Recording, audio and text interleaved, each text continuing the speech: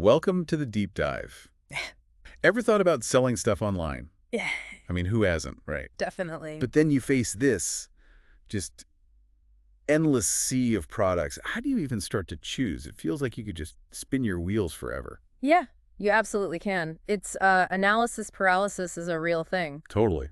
So that's what this deep dive is about. We've looked at the sources and we're boiling it down to a clearer path for picking those products. Think of it as a shortcut, especially if you're trying to move fast. Okay, good. So what's the framework? You mentioned key steps. Yeah, basically 4 core pillars emerged from what we read. First up, really understanding market demand. Right. Seems obvious, but maybe it's not just about chasing bestsellers. What's the nuance there? Exactly. It's less about just what's popular and more about, finding unmet needs.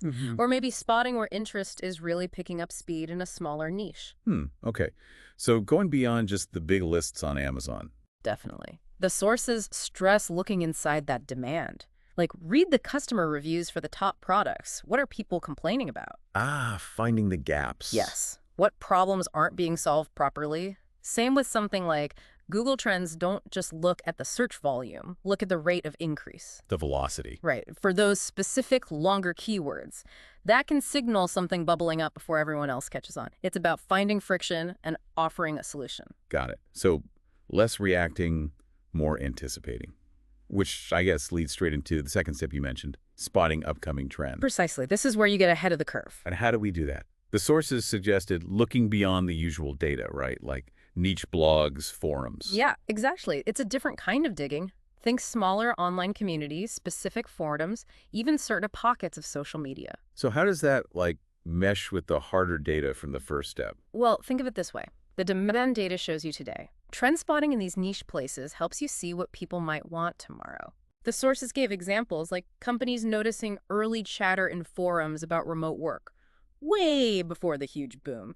They saw the need for better home office stuff coming. So they were positioned already. Exactly. It's about sensing those shifts, those cultural tides, before they become obvious waves crashing on the shore. Okay, makes sense. So we've got demand analysis, we've got trend spotting, but then the sources threw in something, well, a bit more subjective. Yes. Combining data with intuition. Right. They actually asked, does this product excite me? Which sounds great, but I mean, how much weight do you give personal passion when the numbers might be pointing elsewhere? That's a really important question, isn't it? Look, the sources aren't saying ignore the data. Not at all. Right. But they suggest that intuition isn't just a random gut feeling. Sometimes it's your brain subconsciously connecting dots from everything you've absorbed about the market.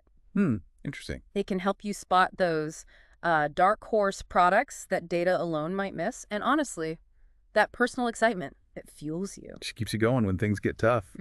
Yeah, and it helps you genuinely connect with what you're selling. That often translates into better marketing, better customer service. It's finding that sweet spot where your passion aligns with a real market opportunity. Okay, I can see that. So research, trends, intuition, what's the final piece?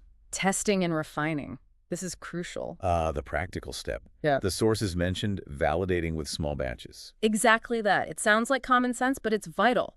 Don't just jump in and order thousands of units based on research alone. Right. Seems like a smart, low-risk approach. It absolutely is. Testing with the small batch gives you real-world feedback on pricing, on whether people actually want it, potential problems. Before you've sunk a ton of money into it. Precisely. It's not just about getting a yes or no. It's about iterating. Use that feedback. Maybe you need to tweak the product, maybe change the marketing, maybe even pivot completely. Or maybe it confirms you're onto a winner. Or confirms you should double down. Yeah.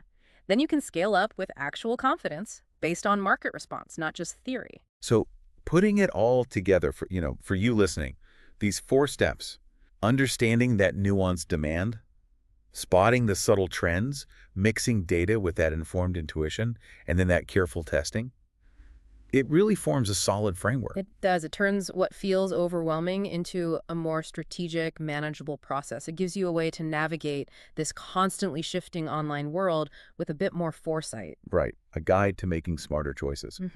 So as we wrap up, here's something to think about for your own ventures.